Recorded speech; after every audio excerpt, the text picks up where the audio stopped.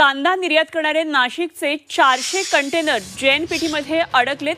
किमान मूल्य कराबाबत आदेश नसल्यामुळे कांदा बंदरामध्ये रखडलाय। कांदा निर्यातीसाठी आणखी 2 दिवस लागणार आहेत। गाडी आणि जहाजाच्या भाड्याचा त्यामुळे आता व्यापाऱ्यांना हा फटका बसतोय। आमचे प्रतिनिधी योगेश खरे या सर्व घडामोडींवर लक्ष ठेवून जाऊया थेट योगेशकडे। योगेश, कांदा निर्यात करणारे नाशिकचे हे 400 कंटेनर आहेत, अडकून पडले जेएनपीटीमध्ये। किमान मूल्य कराबाबत आदेश नसल्यानं काय काय नेमकं झालंय, काय तपशील आहेत याबाबतचे? नाशिकमध्ये कांदा निर्यात बंद ही केंद्र सरकारने केली होती कांद्याचे मूल्य जे आहे ते नियंत्रित ठेवण्यासाठी। मात्र गेल्या 3 दिवसापूर्वीच केंद्र सरकारने ही निर्यात खुली केली आणि त्यानंतर कांदा निर्यात करण्यासाठी सर्वच व्यापारी पुढे सरसावले होते। उन्हाळा कांदा जो आता येत असतो तोच खऱ्या अर्थाने निर्यात होतो, म्हणून मोठ्या प्रमाणात कंटेनर हे मुंबईकडे पाठवण्यात आले। मात्र मुंबईमध्ये जेएनपीटीला केंद्र सरकारचे कुठलेही आदेश नव्हते।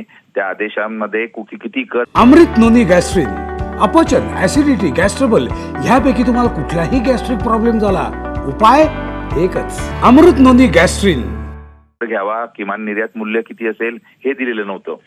त्यामुळे मोठा घोळ निर्माण झाला आणि गेल्या 3 दिवसापासून हे सर्व कंटेनर या ठिकाणी अडकलेले आहेत। काल दुपारी याबाबतचा गोंधळ झाल्यानंतर थोडं अपडेट जे आहे ते वेबसाईटवर करण्यात आलंय।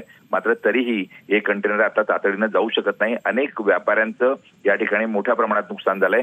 जे जहाज बुक केलेले होते, जे कंटेनर बुक केले होते त्याचं भाडं वाढतंय आणि त्यामुळे परिणामी नाशिक जिल्ह्यातले जे कांद्याचे दर आहेत ते 500 रुपयाने घसरलेले आहेत। ठीक, योगेश, धन्यवाद दिलेल्या या सगळ्या सविस्तर तपशिलांसाठी। योगेश खरे आमचे प्रतिनिधी नाशिकमधून आपल्याबरोबर होते। तेव्हा कांदा निर्यात करणारे नाशिकचे हे 400 कंटेनर मुंबईतल्या जेएनपीटीमध्ये अडकलेले आहेत। किमान मूल्य कराबाबत आदेशच मिळाले नाहीयेत, त्यामुळे कांदा अशा प्रकारे बंदरामध्ये रखडलाय आणि आणखी 2 दिवस तरी कांदा निर्यातीसाठी लागतील असं कळतंय। तेव्हा गाडी आणि जहाजाच्या या भाड्याचा व्यापाऱ्यांना मोठा फटका बसतोय।